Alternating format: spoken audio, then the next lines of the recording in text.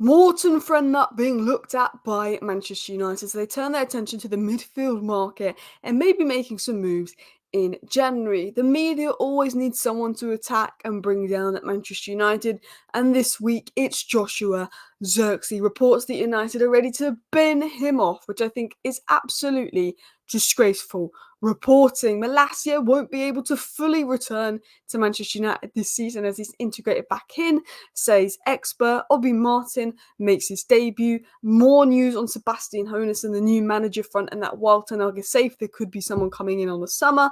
Ten Hag speaks out about his job where Manchester United are at, and Rasmus Højlund gives an interview about working with Ruud van Nistelrooy, among more news in terms of transfers, player updates and more. So, hello and welcome back to Alice Talks Football. Welcome back to your 10-minute Manchester United news roundup. Please do go ahead and hit that like button if you have not already. And of course, subscribe down below to Alice Talks Football if you're new, because I'm on 95,299 subscribers at the time of making this video. So I'm only one subscriber away from 95.3k on that road to 100k.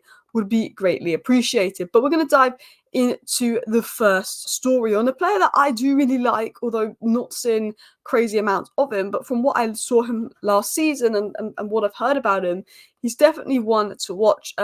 He's a similarities to Ugarte, but I think he might be a little bit more naturally gifted on the ball than Ugarte. But it was said that Manchester United are monitoring Genoa midfielder Morton Frennup, according to Dean Jones Soccer. Now, Dean Jones isn't a tier 1 source, so we do have to take that with a pinch of salt, but he does have some decent connections in and around the place. Now, one thing we know, and I said this in my live stream, I think yesterday or maybe the day before, and this has been confirmed by reliable sources, is also looking and prioritising almost a midfield revamp in 2024. They see that's a priority.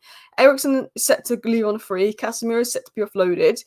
They really want to refresh the midfield. Obviously, they lost McTominay, they've lost Fred previous years, and potentially they'll be looking at someone that can be more defensive, like maybe Morton here, and then maybe someone that can be more advanced, like an Angel Gomez.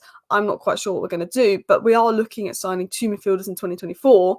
And potentially one of those could come in January, depending on funds. Now, apparently United are willing to offload Casemiro in January, according to some reports, and that would allow up some funds. I think we probably have about 25 to 30 million to spend in January, regardless of sales, but I think that's going to go in onto a left back, because we're going to talk about the Malacia Shaw situation in a second, which, when you really deep it, the fact that we've basically had no fit left back for this is our second season, we've had no fit left back. The fact that we just didn't get a left back in January to get us to the end of the season, we let Reguilon go and Shaw and Malacia out injured. Shaw and Malacia out injured this whole period now, and we didn't bring in a left back in the summer, is worrying. But apparently we are looking at Anthony Robinson and a couple of left backs in January, potentially midfielders depending on the funds that are raised. But I think Morton could be a good addition. This was said by Ben back in January. Genoa midfielder Morton is gaining a lot of praise for his performances this season. Profile was a ball-winning, athletic, box-to-box, 8-6. Most tackles in Serie A from midfielder, tackles without going to the ground and works hard to recover the ball up high. He's similar to Ugarte if we're looking at profile-wise, been described as the next Kante. Very similar profile to Ugarte, but apparently a little bit better on the ball than Ugarte. But it's very obvious that these are the profile of midfielders that Manchester United are sort of looking at, these sort of ball winners in midfield. But I want to dive into this story because this kind of annoyed me today. Man United prepared to shift Joshua Zirkzee to secure a deal for Benjamin Sesko. Now, before I get into the story, I'm going to say this. I'm going to be totally honest with you. I don't think Benjamin Sesko comes to United and massively improves us. I rate Benjamin Sesko. If Man United were good and we were creating chance after chance after chance, I love Benjamin Sesko. I think he'd be fantastic for Arsenal. I think he'd be fantastic if City got rid of Haaland. But I think considering the striker at United is a graveyard shift with Højlund living off scraps, I don't think there's any point in having Sesko and Højlund, 2 young strikers that need service. It's the same situation. You even need like a really experienced striker that can sort of thrive off no service, like Ronaldo, who got 20 goals that season. Or you need someone like Zirkzee or Cunha or João Pedro, who's more of a 9.5 and can drop deep and help him build up. The problem is he's using Zirkzee like he'd use Sebastian Haller rather than actually profiling Zirkzee correctly to get the best out of Zirkzee. But I'm just going to give you a heads up about that. Now, reports are coming out, and I think it's because it's a Man United player and people are already desperate to say that he's a flop, is this.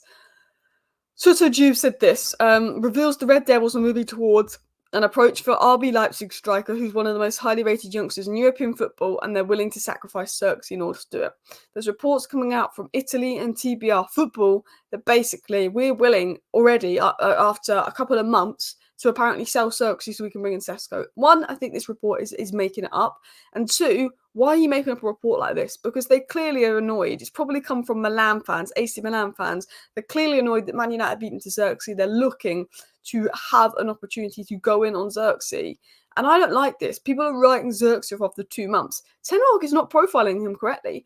I like Zirkzee. I think we've looked better with Zirkzee on the pitch. I think, he's not as clinical as Højlund, but I think if we played Zirkzee with Højlund, it would work really well. I think Zirkzee is being unbelievably misprofiled.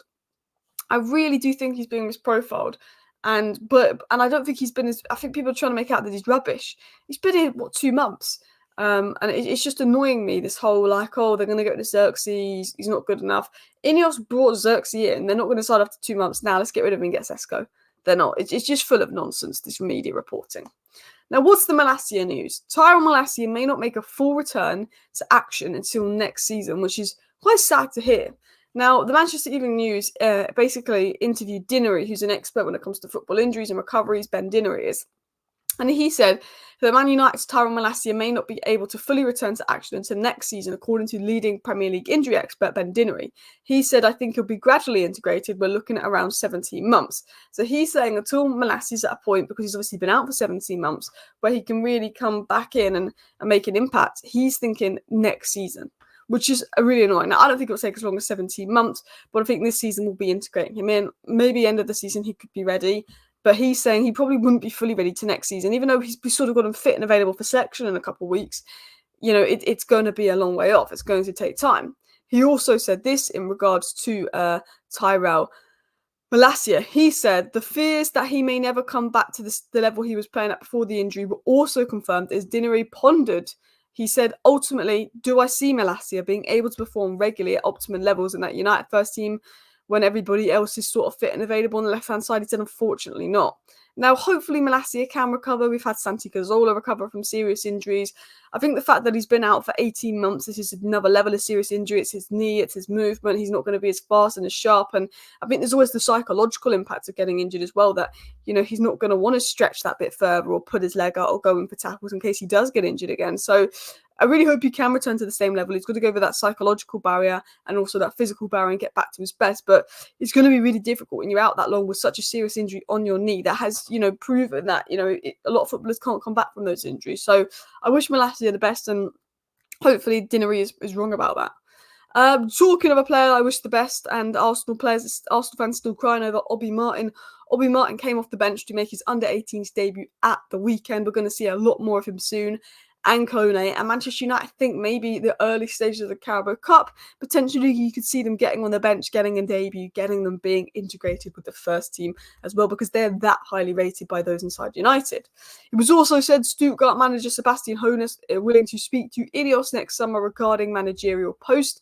And according to OneFootball, it was said that the German journalist Christian Falk even suggested on his daily briefing that Stuttgart manager Sebastian Hoeneß was in the running and he would be open to hearing Ineos' proposal at the end of the season. Falk even revealed that the Red Devils had spoken to the German in the summer and that he had turned them down, wanting to stay with Stuttgart, who qualified for the UCL that season.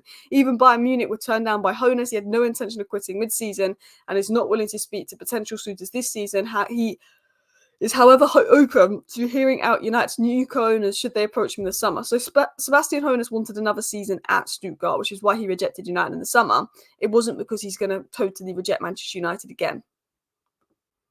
And while a lot of this new manager news is boring, I think unless Ten Hag produces a miracle this season, I do think there could be a new manager coming in the summer, even if Ten Hag gets to the end of the season. What's Ten Hag's comments on the season so far? He says, we have not made a good start and we know that. We are not happy, but we are happy with the win, with the comeback, but it's just one game. And if you want to win trophies, you need good performances and you need a hard job throughout the season. He said, we believe we are going in the right direction. And I would say to all the writers, let's be patient throughout the season because we'll see how it ends. We're quite convinced. So I'm glad that he says it like that. He's convinced that it's going to work out and hopefully it does. Guys, if you're watching right now, please do subscribe if you're not already because you're 9 minutes into the video, so you clearly are enjoying it. Then Rasmus Højlund scored a goal, was using his body a bit like Van Nistelrooy at the weekend. He said this, Van Nistelrooy helps us every day, but he also helps the defence of the midfield. He's a very good assistant coach and a great goal scorer. I haven't had much time to learn from him yet as I've only been back a little over a month, but he's given me some really good advice, which is great to see from Højlund. And then Manchester United coach Dan Fletcher could face an FA charge for losing his temper to the referees at half-time against Brentford, because obviously the whole delict having to come off. I mean, I feel like it's only Man United staff that ever get charged with referee incidences. I feel like we're the only one that gets charged, but whatever. That's the Premier League. We all know the refs are shy and, you know, all of that as well. But anyway, please hit the like button. Of course, subscribe on your way out. Thank you for watching. Bye.